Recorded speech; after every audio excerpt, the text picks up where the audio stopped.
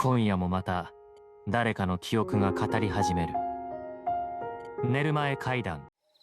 山の家。あれは今から3年前の秋だった。娘がまだ小学3年生で、俺のことをパパって無邪気に呼んでいた頃の話だ。その年の10月は妙に暑くて、昼間はまだ半袖でも過ごせるほどだった。でも山に入ると空気が違った。ひんやりとしていて、夕方になると木々の隙間から冷たい風が吹き抜けてくる。虫の声も次第に少なくなり、夜の静寂がゆっくりと支配する。あの空気の変わり方は今でも肌が覚えている。3連休を使って俺は娘と2人でキャンプに出かけた。場所は父方の実家がある山村に近いキャンプ場。自然と触れ合わせてあげたいと思ったのもあるけど、正直なところ自分が疲れていたんだ。日々の仕事に家庭のことに少しだけ逃げ出したかった。朝、荷物を車に積んでいると娘が嬉しそうに言った。パパ、山って妖怪いるの？俺は笑って、いるかもな。でもいい妖怪かもよと返した。山道を走る車内で娘は窓に顔をくっつけて外を眺めていた。赤や黄色に色づいた木々のトンネルを抜けるたびにはしゃいだ声が聞こえた。わあ、絵本みたい。キャンプ場は想像以上に静かだった。受付に人の気配はなく、管理棟にはご用の方はお電話くださいと書かれた紙が貼ってあるだけ。電波も不安定で電話はつながらない。予約していたバンガローの鍵だけが置かれていた。バンガローは木造で古びてはいたが清潔だった。小さなテーブルと二段ベッド、そして古いランタンが一つ。夕飯には持ってきた食材でカレーを作った。娘はおかわりまでして、パパのカレー世界一なんて言ってくれた。あの時の笑顔を俺は今でもはっきり思い出せる。夜になって俺たちはランタンの明かりの下でトランプをしていた。不意に娘が小さな声でつぶやいた。天相滅。今なんて言った？なんでもないよ。でも、外から声が聞こえた気がし…俺は気のせいだろうと言ったが、背筋に冷たいものが走った。深夜、娘はすぐに眠りについたが、俺はなぜか眠れなかった。缶ビールを片手に外に出ると、山の闇がすぐそこまで迫っていた。風が木の葉を揺らし、遠くでフクロウが鳴いている。その時、裏手の蓋からザッザッと足音がした。一歩、また一歩。地面を踏みしめるような重い足音。息を潜めて様子を伺っていると、ふと娘の声が響いた。天相滅、天相滅。驚いてバンガローに戻ると、娘がベッドの上に座っていた。目は開いているが、焦点がどこにも合っていない。無遊病のように一言を繰り返していた。俺が肩をゆすっても反応はなかった。その瞬間、ランタンの火がふっと消え、バンガローの中は漆黒に包まれた。何かがそこにいる。言葉にならない気配が空気の中に満ちていた。翌朝、娘は何も覚えていなかった。だが、寝間着の袖に泥がついていた。夜中に外へ出た俺の脳裏に白い影がよぎった。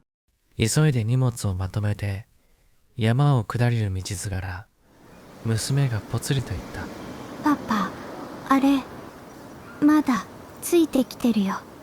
背筋が凍った。バックミラーを見ると、リアウィンドウの外に白く小さな手形が浮かんでいた。数日後、父の知人を通じて村の寺に相談に行った。住職は俺たちの話を黙って聞いてからこう言った。山の気という存在でしょう。山の記憶、あるいは山そのものの意志とも言われます。生きているものの隙間に入り込むのです。祈祷の際、住職は鏡という鏡をすべて覆い、鈴を鳴らしていた。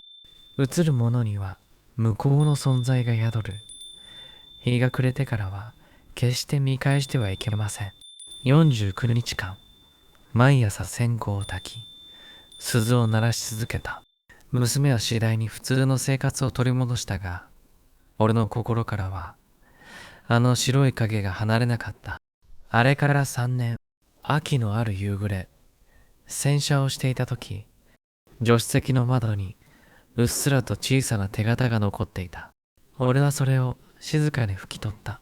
その瞬間、風が吹いた。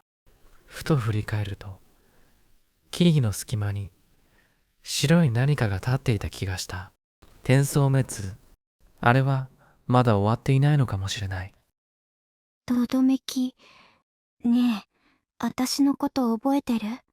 もし、あの時のことを誰かが見てたとしたら、もし、目が今もどこかで開いてるとしたら、この話を最後まで聞いた後で、どう思うかな。私は都内の美大に通ってる、ただの学生だった。美術学部の4年。そろそろ卒論のテーマを決めないといけない時期で、焦りもあった。そんな時、ふと、実家のことを思い出した。山の中の、誰も知らないような田舎の村。私の生まれ育った場所。子供の頃は嫌で仕方なかったけど、今になってみると、空気が恋しい気がした。静かで、どこか取り残されたような時間の流れ。今ならあそこをテーマに作品が作れるかもしれない。そう思って、私は久々に帰省することにした。実家に戻ったのは10月の終わり。木々が赤く色づいてて、空気はひんやりしてた。私の村は今じゃほとんど無人に近くて、住人の半分は空き家に暮らしてるような状態。車で山を登る道も荒れてて、途中で鹿の群れに道を塞がれたりして、ああ、帰ってきたなって思った。母は卒業制作のために帰るなんて変わってるわねって笑ってたけど、協力はしてくれた。地元の資料を調べたいって言ったら、村の外れにある小さな民俗資料館を紹介してくれた。そこは元小学校だった建物で、今は腰の曲がったおばあさんが一人で管理してるらしい。資料館に入った瞬間、木造の床がギシってなった。外は風が吹いてて、古い窓から差し込む光が埃を照らしてた。まるで時間が止まったみたいな空間。正直最初はちょっと怖かった。好きに見ていきな。そう言ってくれた管理人のローパは、私を奥の資料室へと通した。そこで私はあれを見つけた。壁際の棚の中に一枚の巻物があった。古くて茶色く変色していて、紙の端が破れてる。でも、その中央に描かれていた絵だけは、なぜか鮮明だった。お白い着物を着た女の腕に、無数の目が描かれていた。それらの目は、全部こっちを見ている気がした。きょろりと大きくて赤い縁取り、一つ一つがまるで生きてるようだった。とどめき、隅に書かれたその文字を、私は口に出して読んだ。盗み癖のある女が、その罪を重ねるごとに、人々の視線が腕に現れ、100の目を持つ妖怪となった。そんな伝承が添えられていた。その瞬間、背筋がゾクッとした。だけど、それと同時に、私の中で何かがざわついた。欲しいと思ってしまったんだ。あの絵を自分の作品のモチーフにしたい。どうしてもこの手元に置いてじっくり見ていたい。そう思った。気がついたら、私は巻物をリュックに入れてた。誰も見てなかった。おばあさんもどこかに行ってた。ちょっと借りるだけ。そんな言い訳が頭の中を支配してた。でも、その夜から異変は始まった。最初は夢だった。夜中にどこかで誰かがこっちを見てるような、そんな感覚で目が覚めた。腕がかゆい。なんだろう。と照明をつけて袖をまくったら、そこに小さな赤い点が浮かんでいた。いや、目だった。まつげまで描かれたような、妙にリアルな目。ぞっとして手でこすっても消えない。絵の具でもインクでもない。皮膚の下からじんわりと浮かんでる。次の日も、その次の日も、目はどんどん増えていった。赤い目、青い目、大きな目、小さな目。全部が私を見てる。いや、もしかすると私の罪を見てるのかもしれない。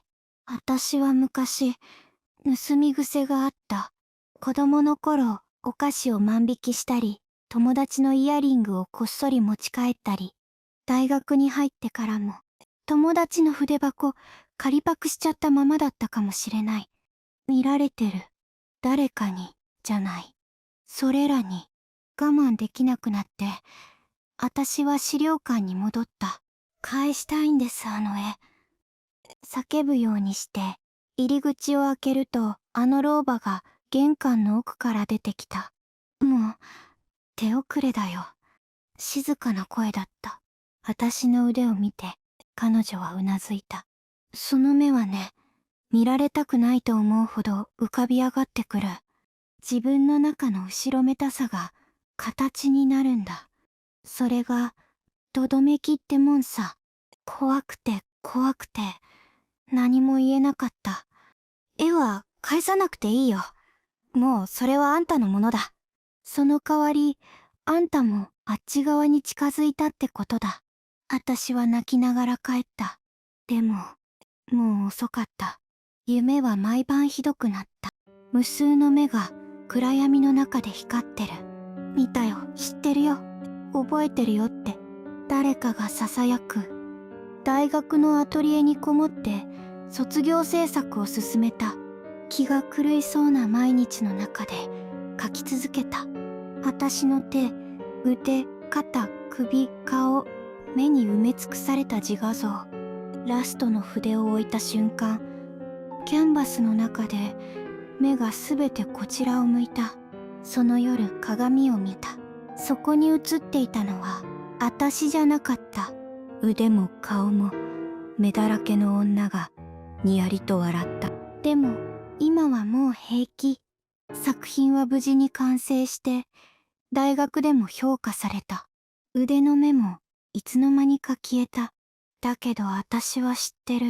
本当はあの視線はまだそこにあるってこと。夜誰もいないはずの部屋でふと背中がゾクッとする。窓の外、暗いガラスにあの目が一つ浮かんでるような気がする。だからお願い。この話を他の誰にも言わないで。だってもし話したら、今度はあなたが見られる番だから。ご視聴ありがとうございました。チャンネル登録であなたにも奇妙な夜が訪れます。